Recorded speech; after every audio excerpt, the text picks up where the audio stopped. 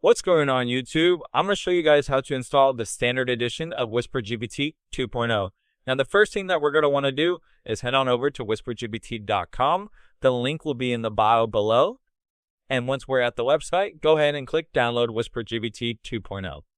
Now, I'm going to make this for Mac OS, so I'm going to choose Mac OS. And I'm going to select no.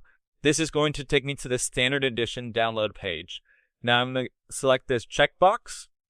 And I'm going to choose between Apple Silicon or Intel-based Mac. If you don't know which Apple chip that you have, go here to the top, click About This Mac, and look at the chip name. If you see an M in your chip name, then it's Apple Silicon. If you see Intel, it's Intel. I'm going to select Apple Silicon. I'm going to go and open up Finder, go to Downloads, double-click this, drag it over to Applications, select X. I'm going to come here and select Eject right here. I'm going to close Finder. Now, there's a couple ways you can open WhisprGPT.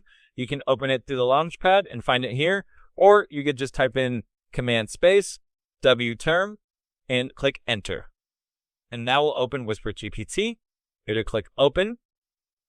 Now we're going to set up permissions. You can't use or launch Whisper Mode yet.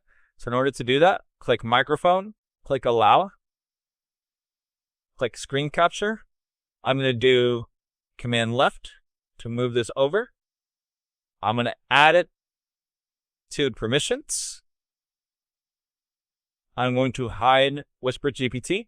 I am going to go to Applications, and I'm going to find WTerm.